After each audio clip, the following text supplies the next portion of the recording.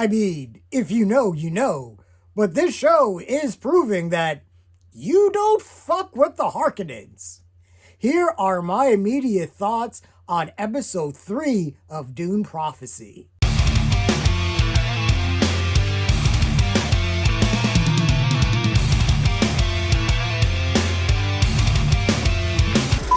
Hey everyone, this is Lenny. So we're just going to get into episode 3 of Dune Prophecy. This episode was titled Sisterhood Above All, and this was great television. And I know I've seen some concerns about whether or not this should have really been the first episode of the series. But for me, honestly, and I think for a lot of people that are aware of the Dune universe and Dune as as property, it is a very dense universe, a very dense world, and the storytelling in regards to Dune is a little bit different. And I do understand we live in a post-Star Wars world where things move a lot quicker.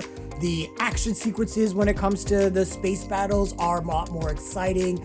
The politics on the Star Wars side is a little bit more on the simplified end. We don't have as many rich or multi-layered characters as we do in Dune. So I can understand why some people might think that this should have been the first episode because it did have the most forward momentum of all the other episodes of Dune Prophecy. But for me, I actually think this needed to be where it needed to be.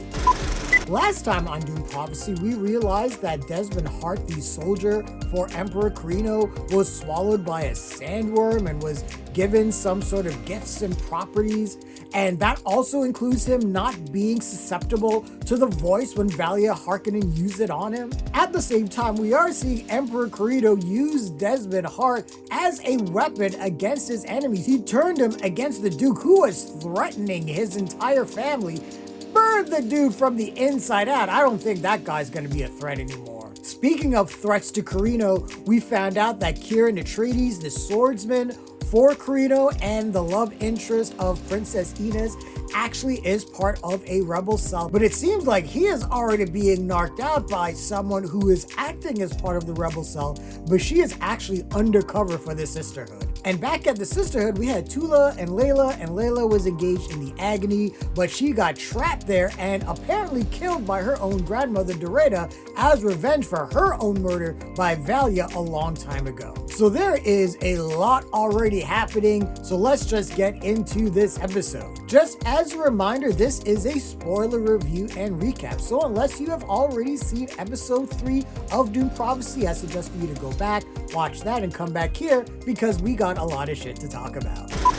So this episode was primarily a flashback episode. I would say we probably spent about 75% of this episode in the past, spending time with younger Tula and younger Valya, and man, I don't know which one of these sisters are more diabolical. But as we hear that Valya and the Sisterhood are basically barred from Emperor Carino, and Theodosia, I see you in your cut-eye the entire episode, we get an entire flashback episode of how Valya and Tula became part of the Sisterhood. So Valya and Tula live on Lankyville. This is the frozen wasteland homeworld of the Harkonnens after they've been banished after the war with the thinking machines. And the Harkonnens, they are not in a good place. They're eating land whales to survive. They're just in the cold all the time. And Valya has had enough of this life. She sees the Harkonnen clan's acceptance of them being written out of the history books, primarily by the Atreides clan, as apathy that infects the entire family. And Valya is just not about it. She wants to do something about it. She wants to go to the Atreides family and have them rewrite history about the thinking machine's war, to recorrect history in a way that doesn't make the Harkonnens look like cowards in regards to the thinking machine war. Now, Valya has always been ambitious. We are seeing that from the jump in this episode. And her parents aren't about that life. They are more about simplicity, and they don't want Valya to make any more trouble for the Harkonnen clan. This flashback episode also highlights the relationship between Valya and her sister Tula and her brother Griffin. And her and Griffin are really close, and it seemed like Valya had used the voice once before, in fact, to save Griffin when he had fallen through the ice and was drowning, and Valya had used the voice to help him swim to safety. So it seems like they have always had a very close relationship. On the other hand, while Valya and Tula are close, it seems like Tula is viewed as sort of the weakling of the three siblings according to the Harkonnen clan. Tula, though, is not a weakling. We see that in this episode when she goes off on her own. Now we have this really sweet scene between young Valya and Griffin, and they're talking about, their future, and Griffin saying, if it takes me going to the Atreides to get things right, then that's what I'm gonna do. And then the next scene, he's dead. It seems like that the Atreides had murdered him, and Valya is completely over this. At the same time, this action has banished her to the Sisterhood from the Harkonnen clan, and we really see from the beginning that Valya and Sister Doreda, Mother Superior Raquela's granddaughter, have always been at odds. We got that really crazy scene where we have all of the potential sisters in the Sisterhood outside, and they're, making their claims, sisterhood above all. And no, Valya does not take the vow, because for her, it isn't sisterhood above all. Well, it is one sisterhood, but it is primarily about vengeance. And then we see Valya use the voice on Mother Superior Raquela, which has her completely shook. And that's a nice little scene to introduce the two of them. And we see all the cut-eye between Doreda and Valya, because Valya is clearly in Mother Superior Raquela's ear. Now we see Valya using the voice on her friend. She has them slap each other. Dude, why wouldn't you have them hug each other or something? Why be so violent? But they laugh because I think they're all psychopaths. But Mother Superior Raquela notices this, and she notices the rift in the Sisterhood, and she wants to unite the Sisterhood and actually has Doreda and Valya engage in the agony together to show unity. But Valya, because she does things on her own, will not do the agony with Doreda. Now Raquela basically bans Valya from the Sisterhood. She says, hey, you can come back. Here's some to-go agony, but unless you do it, don't think about coming back. Now, while all this is going on, young Tula is with a new family. She's with a new clan. It seems she's been banished from the Harkonnens herself, or she is self-banished, and she brings up all of these little things about how her and her sister never got along, and how her and her brother were close, but things happen with her family, so we're getting little bits of nuggets about what may have happened, but we're not given the full story.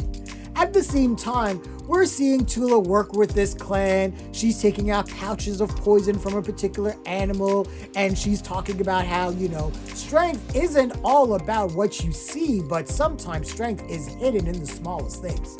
Yes, that is foreshadowing.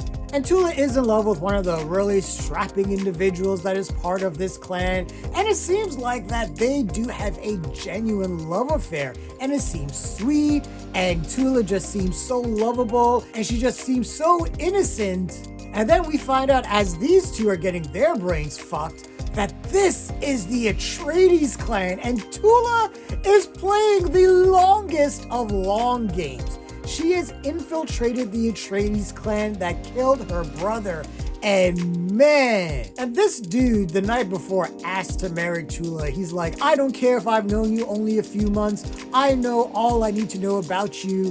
And then, Tula's like, well, my last name is Harkonnen. And you can see this guy's face sink. And you see the heartbreak. It's like Ralph Wiggum and no longer being chosen by Lisa. And this guy is a sweetheart because he's like, yeah, I don't care about your name. I love you. Let's just get married. Why is it so quiet? And man, we find out that Tula is a mass murderer. She basically used that poison from that animal, poisoned the entire Atreides clan. She used a little poison needle that she used to take down a horse earlier in the episode to take down her lover. And man, wow, Tula is diabolical. The back at Lank Evil, the Harkonnen clan is completely pissed off at Valya for Tula's murderous rampage. It is absolutely crazy that this family refuses to see Tula as anything more than this helpless, innocent girl, even though she is clearly someone who wants to take her life into her own hands. But all they see is Valya and her ambition and how it has infected Tula. Now Valya goes on her own, she does the agony on her own, and again, that whole aspect of going through the agony and experiencing the other memories are so cool. I just love how that is all visualized. But Valya is brought back by Tula's voice, and then Valya realizes that she and Tula have a new purpose. And this all leads up into present day as we see Tula with Lila. It seems that Lila is still alive, but is in some sort of a limbo state. Another one of the Mother Superiors is there and is like, hey, we can't leave her in this limbo if you want, because obviously you are still emotional about everything. I can take care of her. And Tula's like, no, don't touch her. Now we are told that no one has ever come back from the limbo that Lila is in, as she is in the agony, which obviously means that Lila is most likely coming back. And I think Lila is actually the response to the riddle that we heard Mother Raquel recite in last week's episode when she talks about one person being born twice, once of blood, once of spice, because we see at the end of this episode, Lila is in a thinking machine type of containment unit, and spice is just being thrown all over her. And I'm sure this is going to bring her back to life, and this is not going to be good for the Sisterhood, because Lila is going to return with the memories knowing that her grandmother was murdered by the current Mother Superior. And that is where we end this episode, and man, this was great television. I am loving the direction that this show is going. I admit that I am a little bit more interested in the family dynamic and what's going on between Valya and Tula and the Sisterhood a little bit more than what's going on with Emperor Carino and the Desmond Heart thread. But I'm sure that all of this is about to converge and come together in a big way. But this was a great episode of television. This is a blockbuster. This show now has hit the ground running, and I am super excited for Sundays. Just give me some more Dune. Just give me some more of this show into my veins right now. But those are my immediate thoughts and feelings on episode 3 of Dune Prophecy. What did you guys think of the episode? Share your thoughts, leave your comments, like the video, subscribe to the channel, and don't forget to hit that bell icon so you can get notifications as well. Thanks a lot, everyone. Take care.